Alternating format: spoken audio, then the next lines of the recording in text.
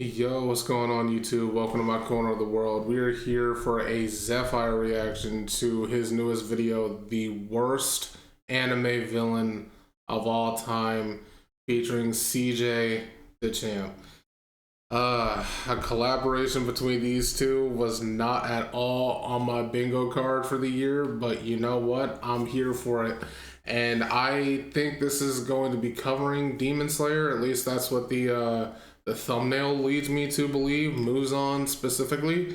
But if this has to do with like the most recent season of the show, the Hashira training arc, I think it's called, I haven't seen that. Haven't seen the Infinity Castle movie either, so I'm definitely going to be spoiled, but I don't really care.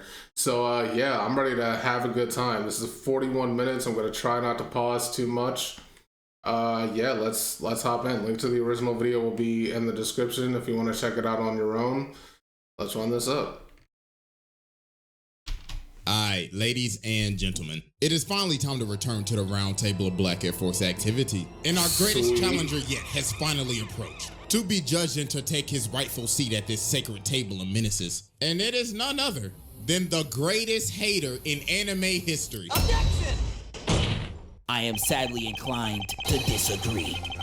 I know y'all love these trials these villains be put on in order to enter the round table, but I'm here to introduce the antithesis of this. I'm here to introduce a round table of the sorriest villains in fiction. Because we spend a lot of time praising the greatest menaces, but the sorriest villains out do not get the hatred they deserve. But one of the villains that I think is so bad, I don't even know how he has a fan base, is Muzan and his Upper Moons. They gotta be the worst shonen villain group of all time. You are going to watch this entire series and they accomplish nothing. Nezuko accomplishes in 3 seasons what he wanted to do in a millennia. Who let them slide for this long? We gonna break down the entire series up until the movie, because if I talk about that, Aniplex will turn my family into ash. So we gonna go through this whole thing and really see how sorry him and his entire entourage is right now.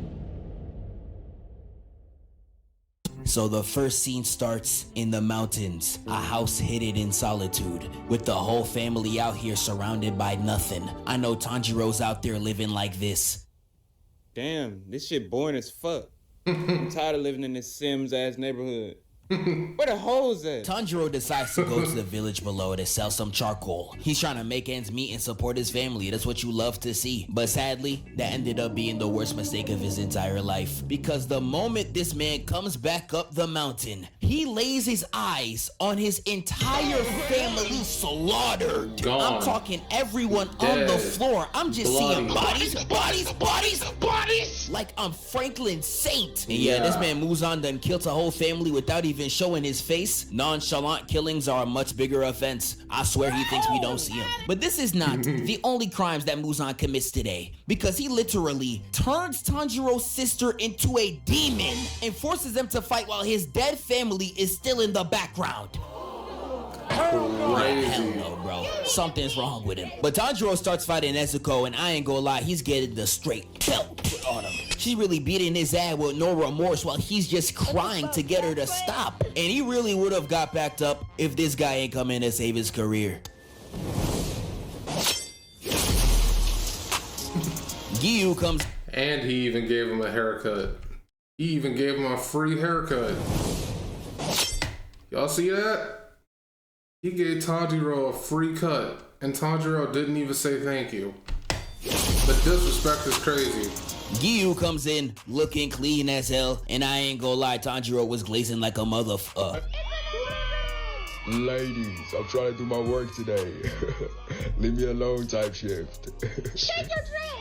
But that glaze immediately stops the moment he tries to uphold on Nezuko. And this right here really showed me is I never want to be a main character, bro. We not even 15 minutes in the first episode and everyone related to the main character has faced death. Like, I'm not gonna lie, at that point, just slide it in, bro. I really don't know who's worse, being an anime main character or Batman. Batman can't be in any universe without his parents getting switched down. Your girlfriend down, nephew! Switch it down, nephew!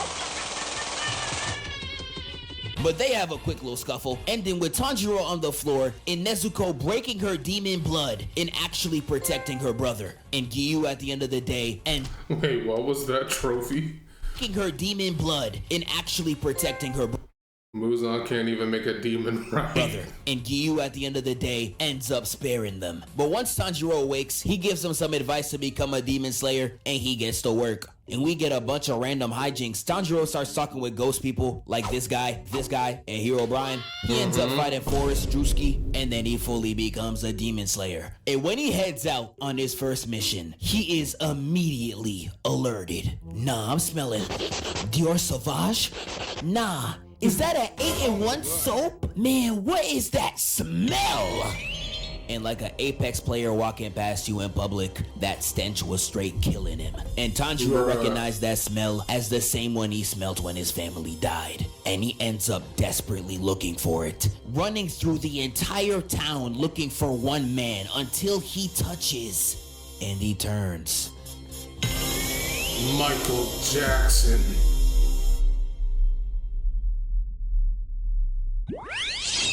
Act 1, Smooth Criminal. Yep. And he turns, red eyes looking like that drink, looking down in straight disgust. Comes Muzan. Love And this before song. we move on, I have nothing else to say besides look at that drip.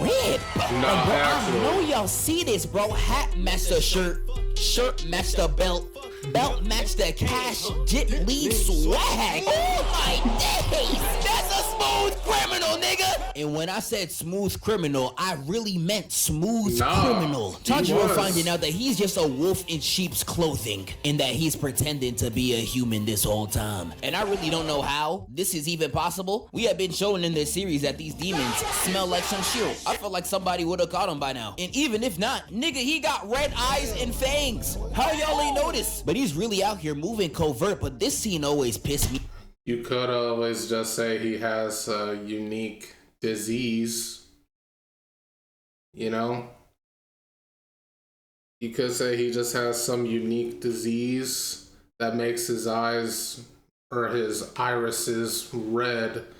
And you could just say he just has some sharp canines. I know people who have some unusually sharp canines. So, you know, it's possible. You could pass it off.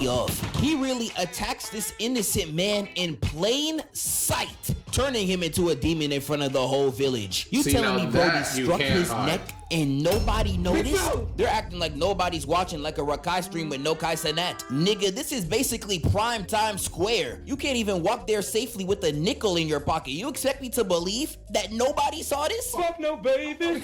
But that human ends up becoming a demon, causing Tanjiro to get distracted and allowing Muzan to make his escape. With my man's fleeing right into an alleyway, where he runs right into a group of 3. And the drunk one right here runs right into Muzan. And I ain't gonna lie, I saw this and I thought it was raps right there. But Muzan actually lets him go, actually giving him mercy, and he continues to walk. And for some odd, bizarre reason that can only be answered by the 1.5 brain cells in this nigga's head, he says, I didn't know I came here to be disrespected.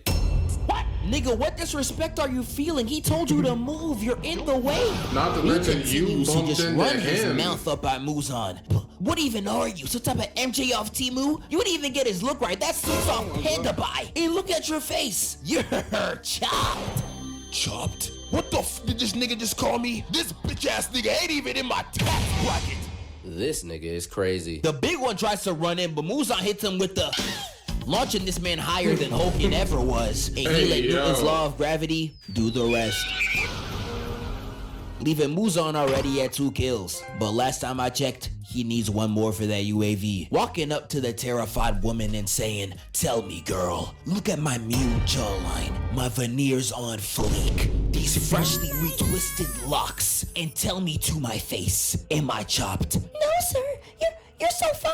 I probably want you. Oh, so you want me? Let's see if you can handle it. And this man proceeds to drive his finger in her head. Had Shorty hit in the Harlem Shake. And then he proceeds to say this. Pitiful human, you could have handled a real nigga inside you if you tried. And this death was so gruesome, I forgot it even happened. Her body proceeds to combust from the inside, and she erodes right in front of Muzan's face. One of the most violent kills in Demon Slayer happens within its first 5 episodes. This is insane. And once I saw this, I was like, nah, get him out of here, coach. But Muzan, after getting his newly acquired UAV, calls in 2 of his demons and is like, they at the bottom left in Nuketown. Make sure you smoke them. I got to, Zeke. Sending 2 lower ranks to go do the dirty work. And I know a lot of y'all Also, to Zeke. Sending 2. why is there no blood on his finger? 1, 2, 3, 4, 5. There's no blood after he just... That's impressive. Lower ranks to That go is do the impressive. dirty work. And I know a lot of y'all watching this are probably like, damn, Muzan really moving like King Von. And yes, you're not wrong. But he does not move like this against just humans. He is willing to manipulate and defile his own disciples for his own gain. We get started off with these 2 villains that were just introduced. These 2 were really lied to by Muzan into thinking they were upper rank moons when whole time these niggas were barely G League. Yeah, right. Really gassed their head up for no reason. Muzan was doing them like a little brother playing the game. He think he playing so good whole time the controller is off. It was actually embarrassing because this whole fight they was out there saying, yeah, we're upper moons. We're legendary. Got Tanjiro watching like, This nigga's legendary? Based on what? and because they were manipulated into thinking they were better than they actually were, they get packed up with ease by Tanjiro, had me watching like, he'll still be alive right now if you niggas ain't getting Dress him up. and one of the other rules Muzan places on his demons is that they are to never speak his name. He is so iced, Yeah. he won't even let a broke nigga utter his name. And the volleyball girl accidentally said it, and the moment she did, she felt her Bye-bye. chest getting tight. And I was watching like, nah, this nigga gon' die. She knew she messed up the moment It's she like said it, because she Voldemort. You immediately can't say started his name. begging and pleading for her life. Got her looking up like she's speaking to the Holy Ghost, and trust me, you're not seeing him. With Muzan brutally massacring her from the inside like how Ant-Man should have done Thanos, Hey, killing yo. her dead. And this scared everyone straight. They was all shook. They knew if they was ever gonna see Muzan, it was gonna be something serious. And guess what? It Nigga, we wasn't? never see Muzan again. Oh. And that's my problem with Muzan. Despite his extremely solid introduction, we find out quickly that he is a grade A dumbass. All CTE first team, this man is a fraud. I swear to you, niggas be fake demons. The first thing that really blew me is that this nigga really be spawn camping in Infinity Castle, making a new monster to fight the heroes every week. Like, bro, don't this sound familiar to y'all? Power Rangers. Nigga, you just read a repulsor with some drip. You really be sending out these demons like a Saturday morning cartoon villain, and he refuses to do anything himself. If you have seen the manga, the only time he ever does anything is within the last 2 volumes. And if you're an anime Really? only, nigga, that's the last movie. Which means we have to sit. That's so sad, actually. No, that's actually even worse than a Saturday morning cartoon villain, because at least they ran the fade. They fought main characters from time to time, at least.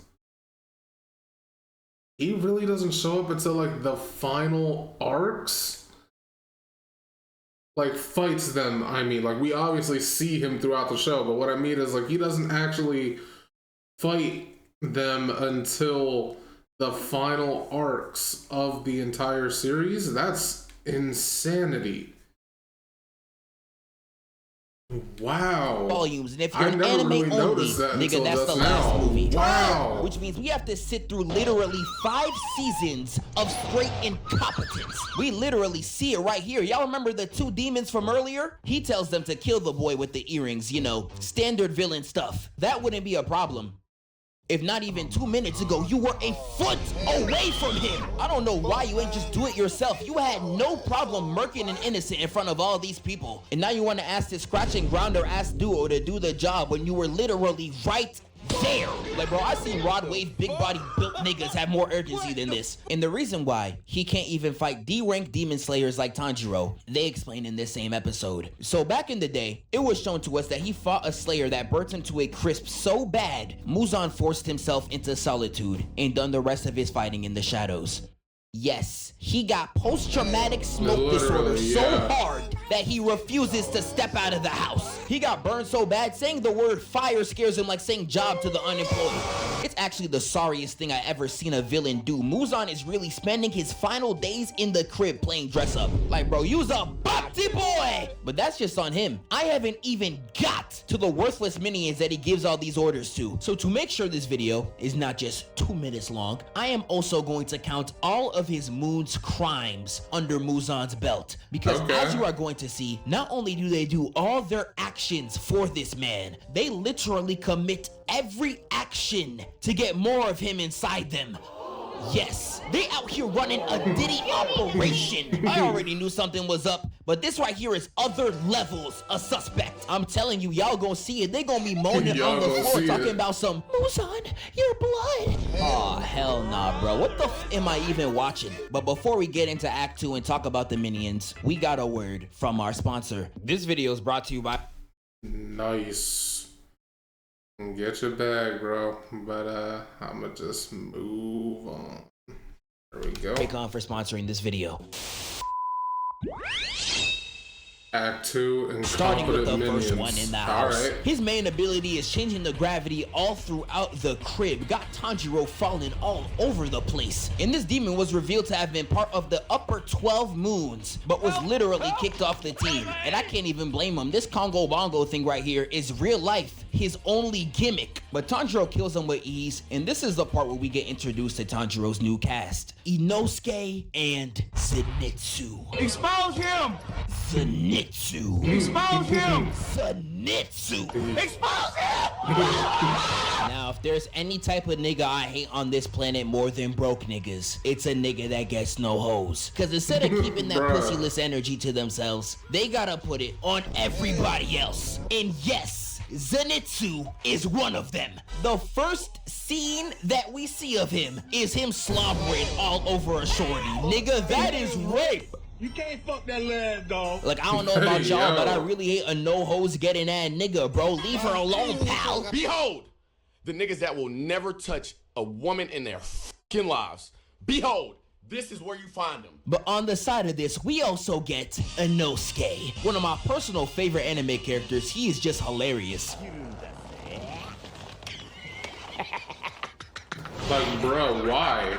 Why show us you can do that? The fight he has with Tanjiro is one of the most underrated in the entire series. The choreography for how short of a scuffle this is actually insane. And they was really putting hands on each other, I ain't gonna lie. Like, peep this weave right into a sweep. I don't even know where little bro was aiming. He got worse aim than Black Boy Max. Tanjiro tries another kick, and we got Inosuke hitting the Tyleel right into a backwards axe kick on this man's dome. Had Inosuke out there putting belt to ass until Tanjiro grabbed him and headbutt his helmet off. And once the mask comes off, we see... Oh my days! This nigga beautiful! I ain't gonna lie, I don't know what facial routine you got on, but send me that! I need that right there. Out here with lashes cleaner than Cardi B's, okay? I see you, nigga! But Tanjiro gathers his new RPG cast, and they head out for their next quest in the forest. Yeah, I was about to say, this is that spider family, right?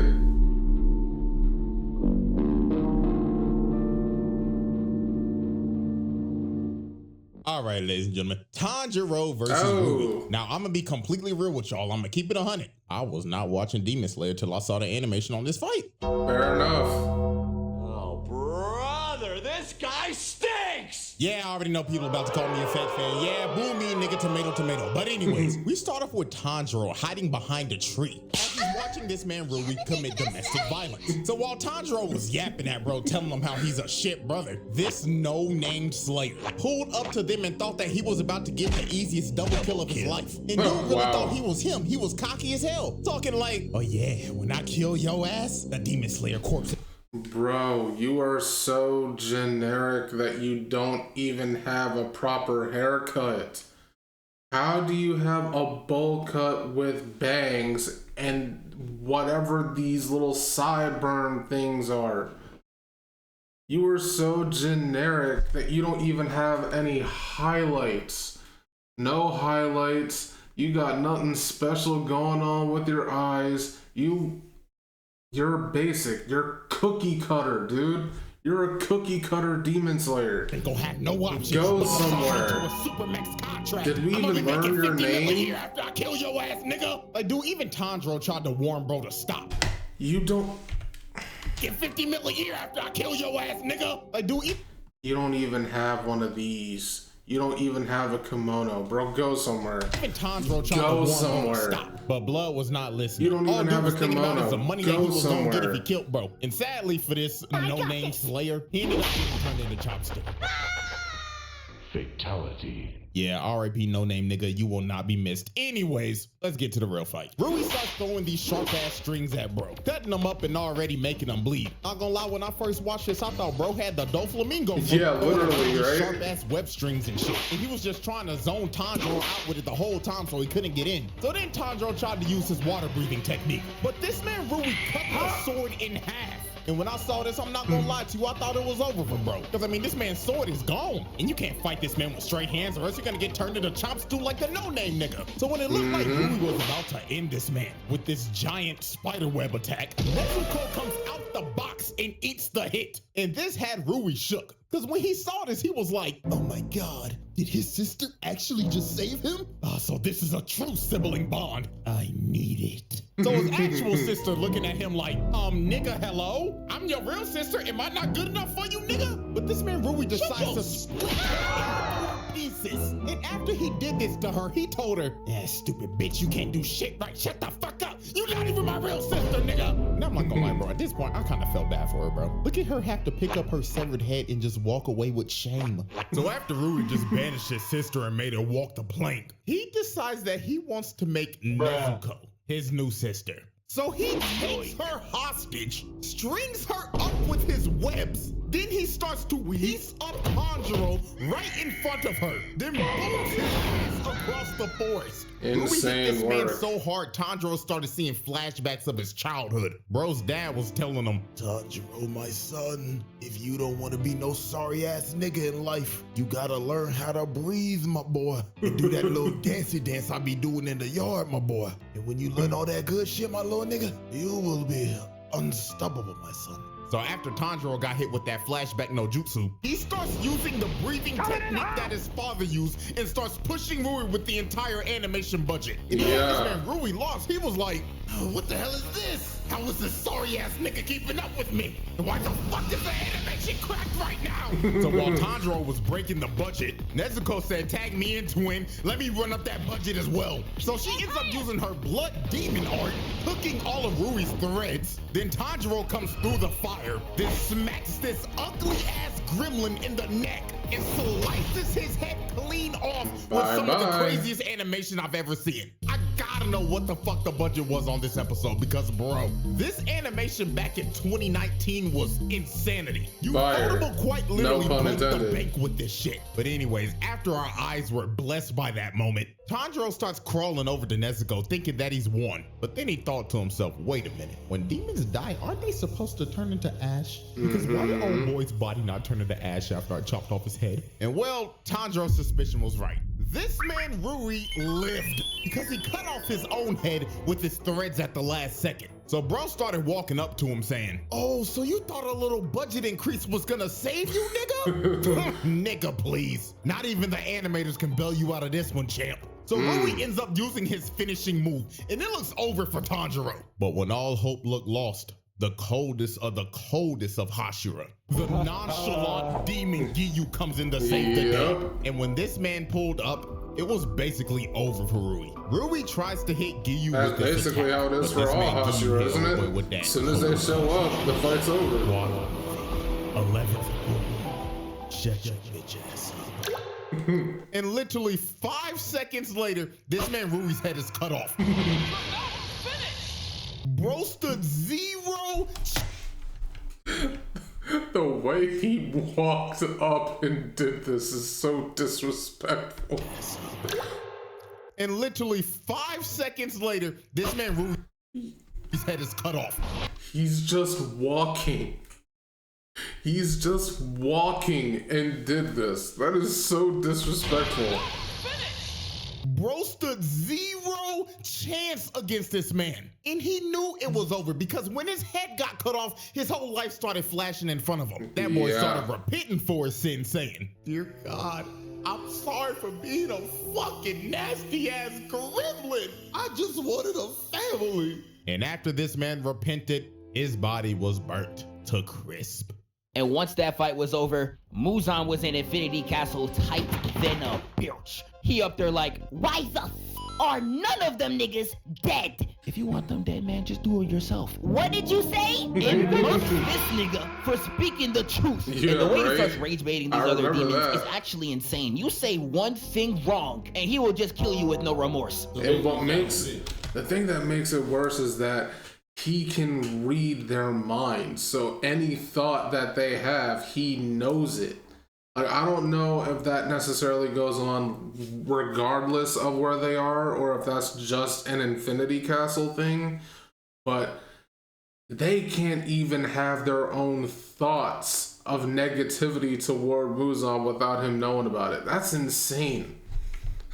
That is crazy. And then you had that one dude, he didn't show it, but that one dude, I remember I think he might have thought something bad, or like he didn't do something. I forget what it was, but he basically got on Muzan's bad side. He tried to run away, and I didn't think he was going to get away, but I thought he got away pretty far. He got pretty far, but that cold reveal of Muzan just immediately holding his head back in front of the upper booth, that was wild. They didn't have to disrespect him like that. And he will just kill you with no remorse. So basically you said I'm a bitch. No, heavens no, heavens no. Forgive me if that's what it felt like to you that I was doing. Stay right there. This nigga is crazy. I know this scene is supposed to make Muzan look really threatening, but it just makes him look even more pathetic. Nigga, you got more kills on your own demons than the actual demon slayers, you flippin' twit. But here's where we get Enmu, glazing Muzan to high heaven, talking about some, please feed me, my glorious king. Bro, yeah, Muzan gives him more blood and gives him the task of killing the demon slayers. And now we get to the Mugen Train. And I ain't even gonna lie, if it wasn't for Akaza near the end, this would unanimously be known as Muzan's greatest failure. Because he clearly seen that a lot of his boys was out there getting murked. Tanjiro and the gang was on a kill streak. And you know, instead of sending out someone who actually had hands to get the job done, he brought out Enmu. I don't know what the you thought this nigga was about to do. Now, to be fair, his ability is cracked. Tanjiro almost removed his own neck if he wasn't careful. And also, he didn't know the freaking goat would have been present on the train. But bro, you could have done a lot more to take these guys out. First off, you wanted these cores to get destroyed by 3 regular niggas? Like dog, flippin' twit. What possessed this nigga to bring Asian, Austin, and Allie and Helen Keller on a mission, bro? Yo. I swear none of these niggas were invited. And even when they did wake up, you literally did nothing on the floor. I'm telling you, Brody wasn't even trying. He turned himself into a Diddy contraption to take out the Demon Slayers. Is this nigga serious? I ain't gonna lie, he deserved to get packed up, because the first half of this movie really had me slumped. And when I mean slumped, I mean for real slumped, if it wasn't for this man right here. That's what I'm talking about! That's why he's there, baby! That's why he's still... Nah, that can't be who I think it is. When I tell you my man's Rengoku literally carried this half right here, I can't even hold y'all folk. Fair enough. He truly the GOAT. We get a lot of his best moments once this man shows up. Akaza. Here comes Akaza. If y'all have seen the newest movie, you know he's one of the best characters in the verse. But when this movie came out, I speak for everyone when I say this. We hated this nigga purely for what he does to my man's Rengoku. But first, I do have to give him his props. His design is so fire. I know you got the crop top vest looking mad zesty, but dog, he got that shit on though. And not only that, the scrapping he had against Rengoku was elite. Akaza The got fight hands. starting with Akaza immediately trying to go after Tanjiro. Yeah, he tried to backdoor Brody. Once Rengoku hits him with that counter, they go straight to the ones. They really start running the ones all over the field. Had Tanjiro realizing he's a side character. Beautiful. I was just fighting too fast for me to see. Oh shit! It starts off with a left parry. Miss left again. He's 0 for 2. Make that 3 actually. He's moving like Ben Simmons. Rengoku strikes me, jumps out the way. He's not playing that. And when he runs back in, he gets blocked and weaved continuously, missing every single shot like a nigga in Lala's DMs. He really letting all these shots fly and ain't nothing landing for him. He tries a dual dive kick and gets blocked both times. Hits a rising uppercut and almost gets Rengoku in the chest. But as you could clearly see, Rengoku too quick for this shift. Slicing his forearm down like he hit in the Hannah Baker. Akaza's all up in his face trying to convince him to become a demon, but I don't know. Yo, what is it with all these strays to Hannah Baker lately? Quite a few videos that I've seen have been doing these strays to Hannah Baker. What's going on here? He hit in the Hannah Baker. Akaza's all up in his face trying to convince him to become a demon, but I don't know. You're doing a terrible job. Yeah, I'm gonna become a demon just so I can miss 30 shots in a row? I ain't gonna lie, Twin. Just hang up the jersey. You clearly don't got it no more. He even got so desperate he started copying my nigga Aang. Yeah, you really just doing shit at this point. And that's why this fight really pisses me off. Akaza landed all but 3 hits with only one of them being clean, and Rengoku was out here looking like this. Like my dog, how is this even possible? It's possible because 1, the demons are inherently physically superior to humans. That's number 1. And number 2, they are swordsmen. Their whole thing is fighting at somewhat of a distance so that their bodies cannot be touched. Like, is it Zoro in One Piece? I think it might have been Zoro in One Piece who said this about like swordsmen having slash marks on their back is like a sign of weakness or like a sign of like disrespect or something. It's like they are not supposed to get hit. That's the whole point of the sword. They're not supposed to get hit. They are supposed to keep their enemies at a distance. Block with the blade, strike with the blade. If they get hit, it means that their sword skills were not up to the task. You know? Like, that's the whole point. They don't rely on their body necessarily to fight for like physical contact like Akaza does. Akaza fights hand to hand, and he just lets his body take the hit because he'll heal. He can handle it. So, but a human body can't take that. you know, so it makes sense. It actually reminds me a lot of this character in the manhwa Lookism, Johan. The dude is super OP in that manhwa. He's so OP. He's literally one of the strongest fighters in that entire verse. Yet he can't really handle getting hit that very often because his body is not developed enough to withstand damage. That is what this reminds me of.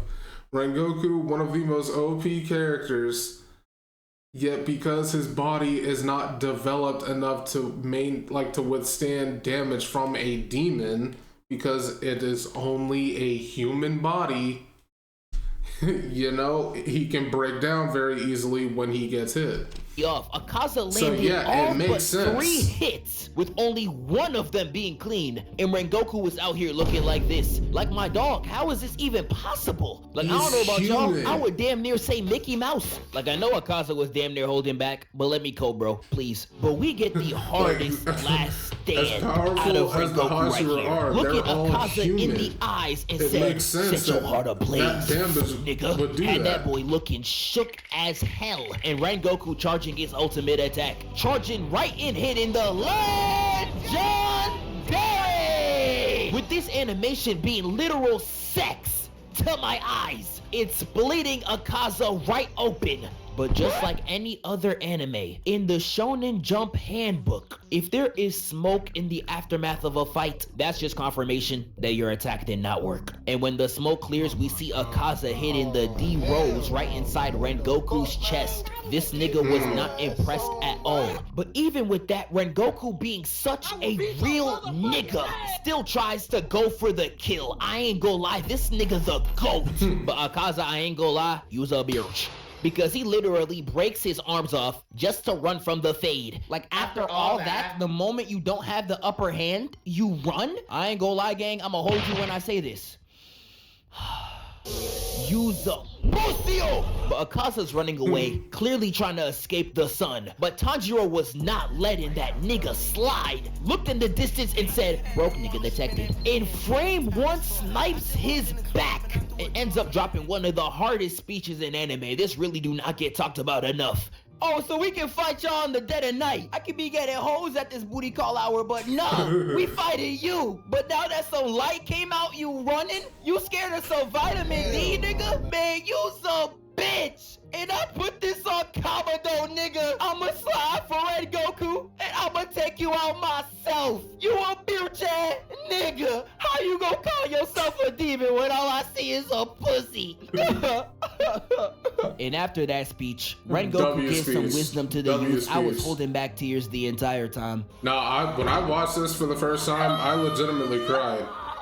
I actually cried watching this for the first time. Take the villains into account. And then I watched it again.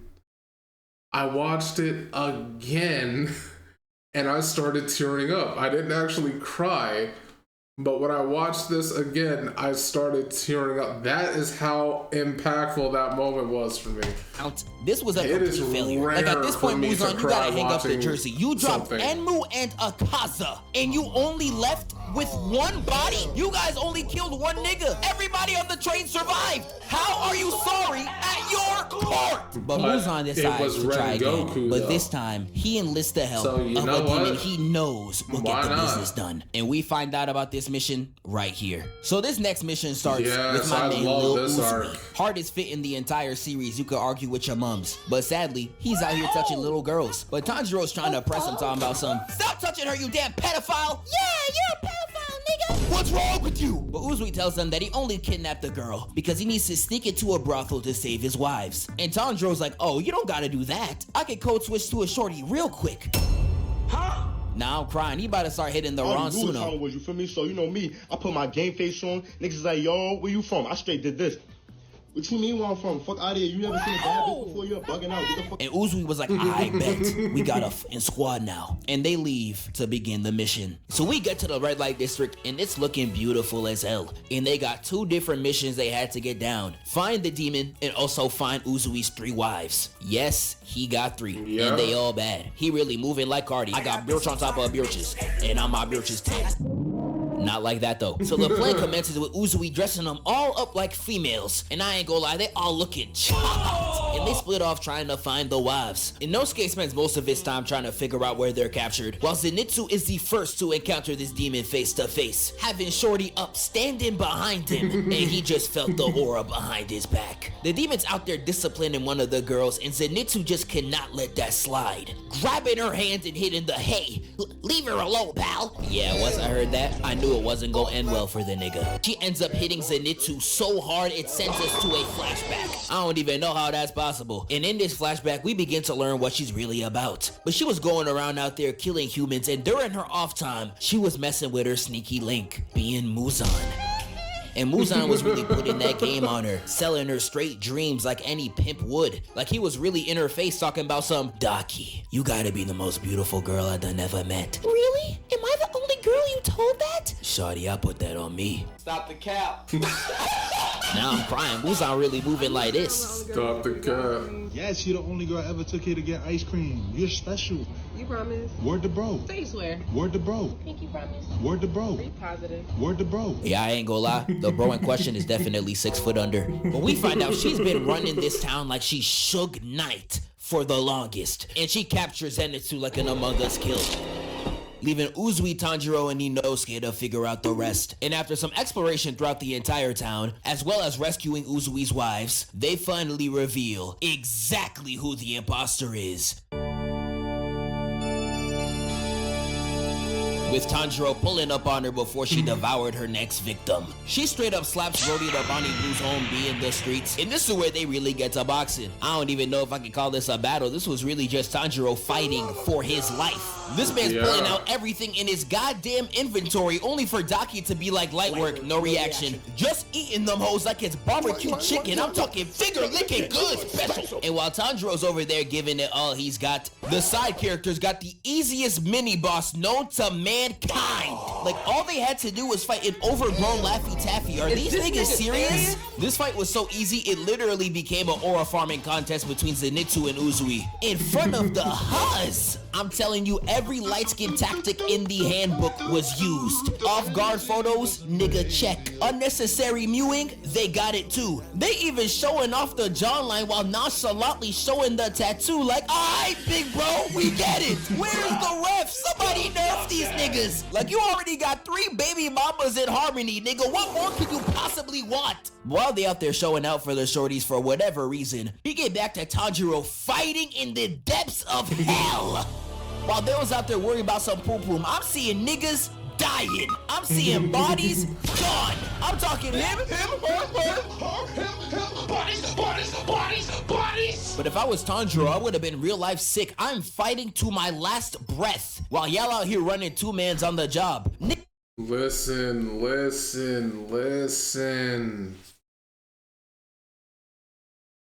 Nobody said they were smart. Okay. Nobody said they were smart. At least common sense wise. Okay? Like, they're like Goku. Common sense, not there. Combat sense, A1. The combat sense, top tier. Common sense, they don't have it. It is what it is. Fuck you! But when Tanjiro gets this bloody-eyed look right here, he truly locks in. First off, I ain't gonna lie, he looked tough as hell. And number 2, he was really beating her ass so bad the Muzan cells inside her started to get PTSD from the swordsman that whooped him years ago. But this is truly the aura loss of hell. How are your cells in another nigga's body getting shook by an op? Yeah, like, I'm actually crying. wild. Niggas be fake demons. But Tanjiro uses all of his energy, and his tank is now on E. But before Daki could knock her out, Nezuko hits her with the right leg slam. Got Shadi hitting all types of poses. You don't got a single song where you should be doing this. And while Shadi's on the floor crying because she's out here looking like Gus Fring, Nezuko real life hits the Gohan. She said, and I won't watch this anymore. Getting herself a new transformation, and she starts going crazy. She starts off by flying in with the kick. I thought she was gonna hit the Mbappe! Nope, I was wrong. Limbs cut off. Congratulations, you are now Gohan. But do you really think Nezuko wants to be weak, crippled, and dead? Fuck no, baby. Using her lost limbs as bait and stomping on her head like a Goomba. And Nezuko real life starts wilding, stomping on her limb for limb, like Batman when he finds out you jaywalked. But this is where Daki starts screaming, hitting the "Get off me!" spilling Nezuko's blood all over her, and that is exactly what she wanted. Because she immediately gets hit with that Holy Ghost fire, scorching her down to the bone. And she really comes out the shadows looking hella chopped. About to go scar for scar with Todoroki, that's tough. Only for Uzui to come in and chop her head off. And yes, nigga, we see the fit. Piccolo has truly caused a meteoric aura farm rise. But that was not the end. Because materializing inside her body like the CTE inside Draymond Green, Gyutaro. And I truly hate when video games do this. The second phase is becoming when you're least prepared. Be on your last weapon and they're like, good luck, nigga. Like, bro, if Uzui tries to stop the transformation before it happens, but he fails the quick time event. And I ain't gonna lie, this gotta be the craziest shit I've ever seen. Not even 3 seconds out the womb, and he's already proven why niggas don't pick gay son. Because his first 10 seconds alive, he's out here glazing. For no reason, mind you. Talking about some, you're so tall and nonchalant. I just know you get all the hoes. Aw, hell nah, really nigga. said that Boing, too. Get the D out your mouth, bro. He And the really sister's not said helping that the case too. too, cause she's also in the corner just glazing, sucking that boy off like, goddamn. He really got gay son and thought daughter. I ain't gonna lie, at this point, just slime me out. Listen, boy, I appreciate the glaze, but I don't sway that way. Hey man, do not call me boy. I go by they, them, because I am literally two niggas. Yeah, they definitely got that failed fusion dance from Somalia. Uzui hits the Simon Dash attack, but they hit the James Harden step back. So he decides to hit everyone's favorite abortion technique, kicking the little nigga and slamming Shorty in the stomach. And Uzui immediately tries to go for her brother, swipe it at the neck. Pause. Almost missing, but he puts a switch on that bitch. Almost cutting his head off like a Roblox character, but he parries it out the way. And when my boy gets rushed from both angles, he decides to drop the bombs. Shout out my nigga Osama. Not this one, this one.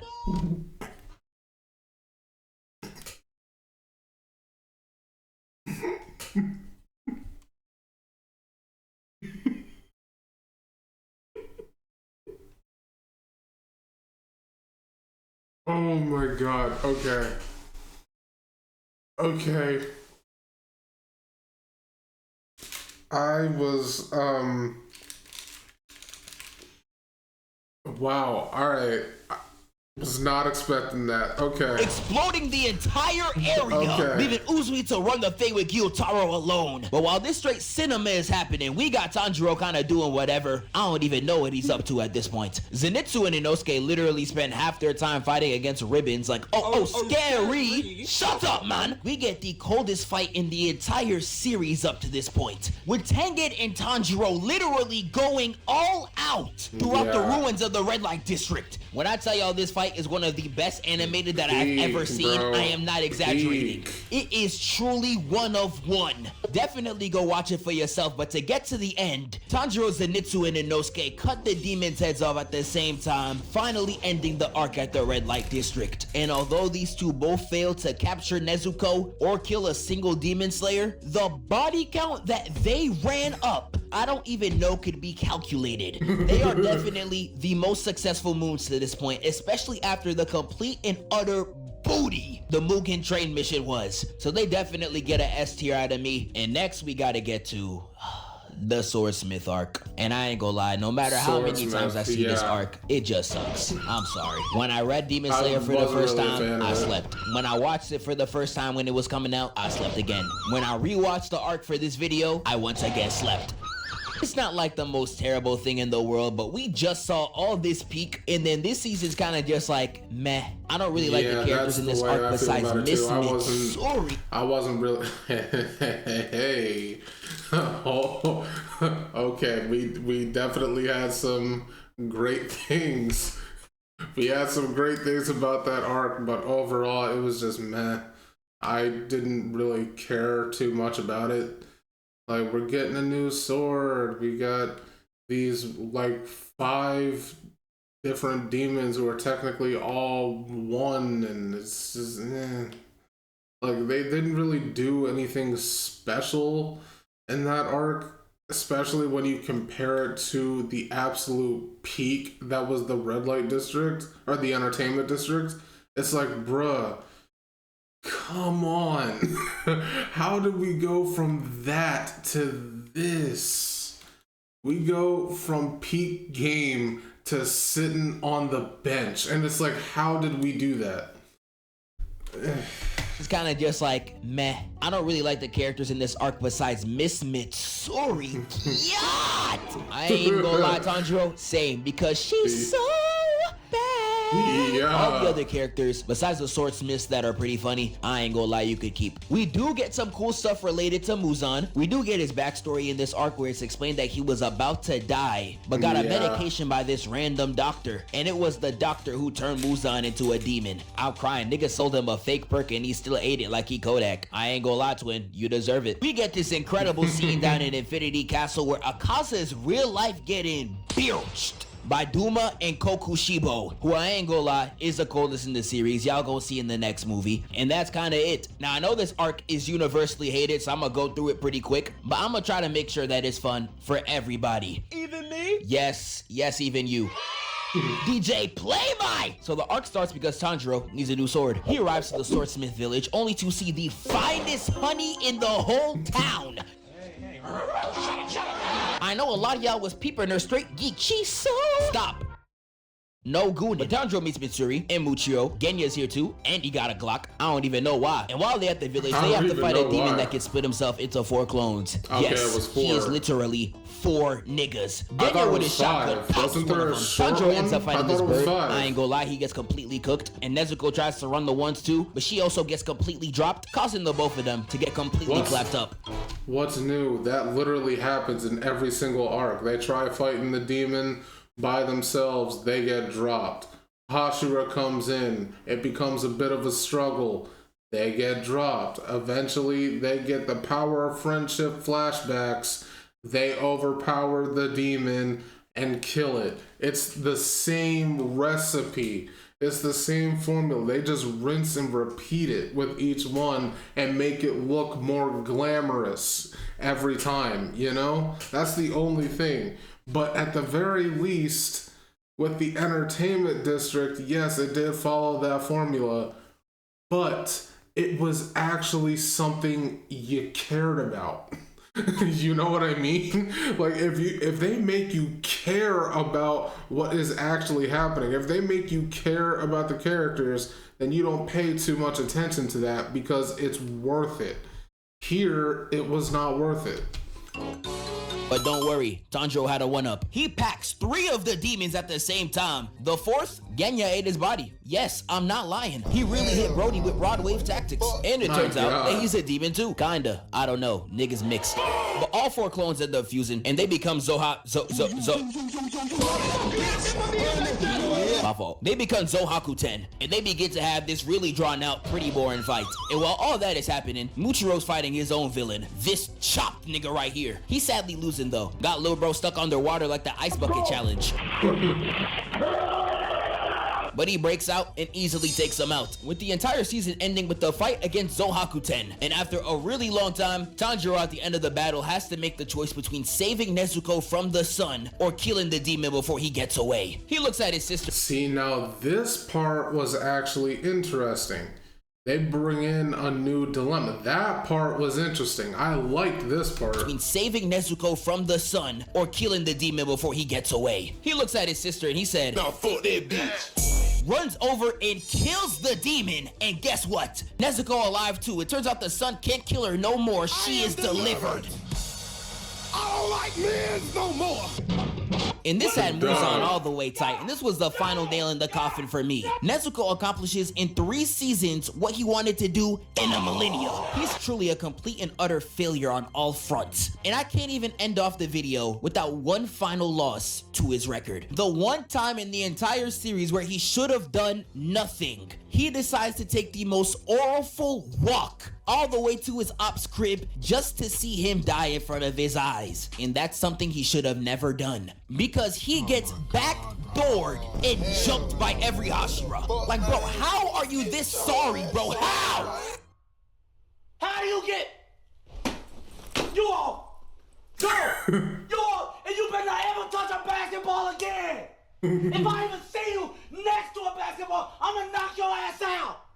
And this is sadly where I have to end the video. I could talk about the movie. The demons that Nitsu went up against was literally the sorriest nigga of all time. But again, Aniplex will just vaporize my family. We just gonna have to hope Muzan turns this around in the last 2 movies, because his record in the series is literally atrocious. Pretty sad. Shout out CJDACHAMP for tapping in, and I shall catch y'all in the next one. Yeah, I never actually noticed that before. Like, when you really break it down to show us like all of what Muzan has accomplished in this movie, or lack thereof, it's actually pretty depressing. He's a pretty sorry villain. That's so sad. I never noticed it before. But yeah, WVid Zephfire, way to get CJ on this. Hopefully Zephfire continues to do more videos like this, where it's kind of like the opposite of the round table, where instead of you get the most, like the absolute demons, you know, best of the best, they're not all villains, but like some of the best like villainous characters and those who just are just absolute smoke demons and things like that, you get the opposite where they're just actually sorry and terrible. I do like this this type of video. Hopefully he continues these, but that's gonna be it for me. If you enjoyed my reaction to this, make sure to leave a like, comment, and subscribe. I'd really appreciate it, and I will catch you in the next one. See ya.